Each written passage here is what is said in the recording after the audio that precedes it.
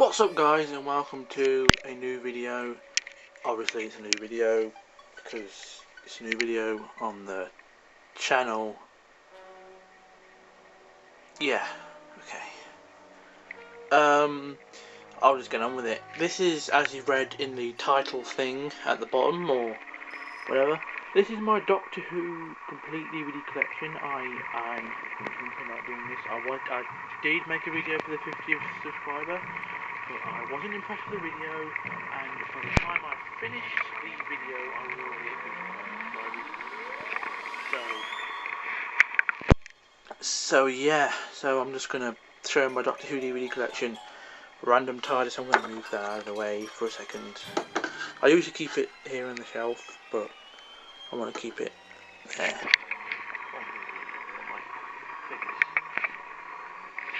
So, yeah. So obviously we come on, you stupid. Start with An Unearthly Child. I would say that this is a pretty half and half story. Obviously the first episode is absolutely bloody brilliant, and it's the first time Doctor Who ever been shown on TV. But you know, it's the second, the rest of it is just a bit meh, to be honest. The Daleks. Now, I'm not going to get into this because you already know what I've seen. Because you already know what I think of it because I've done a review. So if you want to know what I think to this excellent story, just go and watch my review. An episode that I think, the Edge of Destruction, an episode that I think is very underrated. I think it's surprisingly a really good psychological drama / thriller. Plus Susan tries to kill everybody with a pair of scissors. Interesting. This should be a 12. Is it 12? No, it's a PG. Marco Polo. I don't actually own the DVD, or even, well, you can't get it on DVD, but I don't even own the a reconstruction. But I have found an animated reconstruction on YouTube, so I might download it and put it in this disc. But I just liked it. I just like the cover. Dalek Invasion of Earth. Haven't watched the story in a while, but one of my favourite Dalek stories ever. I think it's absolutely fantastic, and also it's the second Dalek story. And I think it's absolutely brilliant. It's also the episode that Susan goes. So, yeah. The Time Meddler. I think, yeah, this is probably my first William Hartnell episode. Either that or the Dalek Invasion of Earth. I know it's one of the first William Hartnell episodes that I own, but absolutely bloody brilliant. I think it's fantastic. I actually don't think there's a thing wrong with this, really, except the fact that they got the horns wrong. But I'm glad they kept continuity in The Girl Who Died. Yeah. The War Machines. These things are basically Daleks, but I do like this story. I don't think it's. I actually can't remember what happens. I haven't watched it in ages. The 10th Planet. A recent purchase of mine, and absolutely glad I did this. My only gripe, which I agree with the Who Addicts reviews, is that William Hartnell isn't in it much. He should be. It's his final adventure, and he wasn't in it too much, but it's because of his health. The Moon Base, from, I think, Patrick Troughton's first season, but a fantastic story. You know, it's just absolutely brilliant. One of my all-time favourites, if not, well, no, it's not my favourite. Sadly, it's not my favourite Cyberman story. But I tell you what it is, though.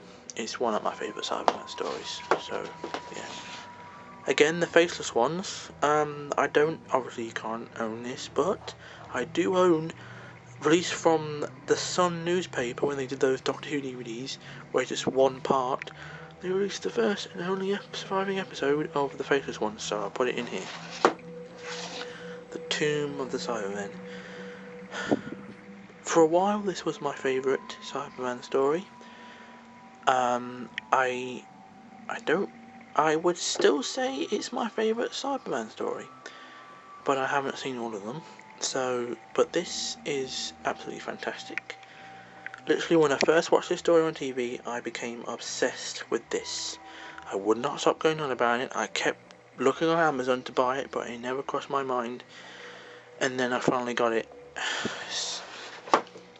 The Web of Fear. I've not watched this. Not a single episode. But I could watch it tonight. But, yeah. And I've had it for over a month. The Invasion, my first Patrick Troughton story, and for a while, a long time actually, my only Patrick Troughton story. And now I have 5 Patrick Troughton stories. Yes, I counted that wrong.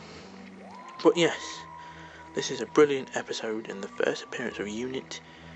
But I just love, I think Patrick Troughton, out of the 60s era, I think Patrick Troughton is probably my favourite Doctor in the 60s. He's just amazing.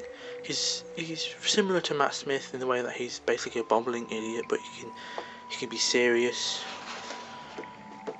The War Games. I literally just got finished watching the story yesterday, but what a mind-boggling story this is. I'll tell you what's a bit odd, I find really weird. This episode is 10 parts long, but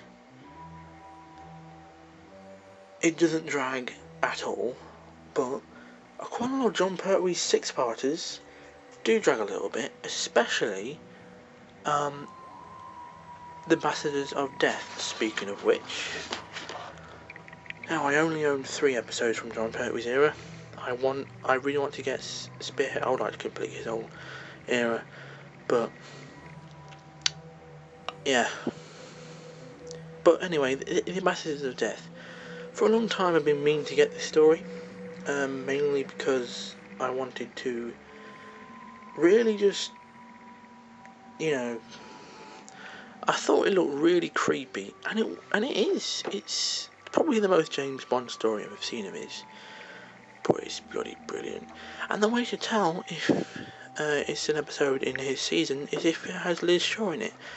But I think if Liz stayed for another season, she would have been great. I mean, don't get me wrong, I love Jo Grant, but I think Liz should have stayed on for at least another season. Day of the Daleks. The first appearance of the Daleks since the 60s. My leg is itchy. But it's pretty average, to be honest. This is just 2 discs where it has the special edition, and I didn't watch the original, I watched the special edition. Pretty damn good, but to be honest, I think that the episode would have done better. It ties into the Dalek invasion of Earth, but I think it's a pretty damn good story. Just, a bit limited sometimes. Also, they could have had it should have been a season finale, I think, for their comeback. The Time Meddler, my first Jon Pertwee story, and the first appearance of Sarah Jane Smith, oddly enough. But what a brilliant story this is. Absolutely fantastic. The first appearance of the Sontarans and Sarah Jane Smith. Just genius. Now, I have seen a bunch of Jon Pertwee's, I don't own them, I watch them on the Horror Channel. Robot. I think this is my first Classic Who episode, but oddly enough, it's the first Tom Baker story, and it is brilliant, isn't it, though? It is just... yeah, better cut out there, running out of space and stuff. The Ark in Space. I have seen this, don't worry, on the Horror Channel.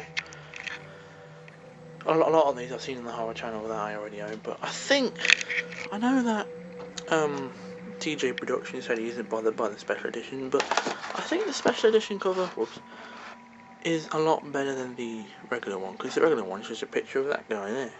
This one looks so much nicer and looks kind of like it. Reminds me of Star Wars for some reason. The Sontaran Experiment, a 2-part story, really underrated, and to be honest, yeah, it's really underrated. Genesis of the Daleks, #1 story ever. Although I disagree, I actually disagree. This is not my favourite Doctor Who story. We'll get onto that in a few minutes. But I do agree that this is one of the best. not one of the best Dalek stories, because it's not technically a Dalek story, because the Daleks hardly show up, but it is a good Davros story, and I think this is my second favourite Davros story next to Resurrection of the Daleks. Third being Magician's Apprentice. So, yeah. Terror of the Zygons. Ooh, now this is trouble. Although I think that the Zygon 2-parter in Series 9 is almost as good as this one beats it. Not just simply because it's the original, but it's just brilliant. By the way, I have a lot of Tom Bakers, as you can clearly see. The Brain of Morbius. Well, well, well. You can, I love this story. It's so creepy, but so weird, but also brilliant. Tom Baker is amazing. Why isn't Sarah Jane on the cover? It doesn't matter because it's still great. Anywho, Pyramids of Mars. Literally, this DVD came today. Literally, it came today. I have watched it, but I will watch this DVD at some point. But it's a terrific story, you know. It's just really good. The Deadly Assassin, my favourite Tom Baker story. Gosh, so high. Literally, this is the best Tom Baker story I've seen. It's dark, it's gritty, it's violent, but it's so cool. And also although the Time Lords are old, they're kind of bossy and scary. So, yeah. The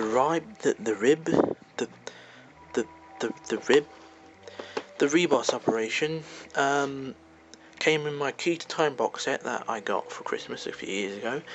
I don't really like this story that much. I think it's kind of stale, but I do think it's a pretty good start. The Pirate Planet. I haven't watched this. I've watched this. I think it's great. Most underrated part to the Key to Time, and again, most underrated. Yeah, I haven't really watched much of the Key to Time. Don't know why. Destiny of the Daleks.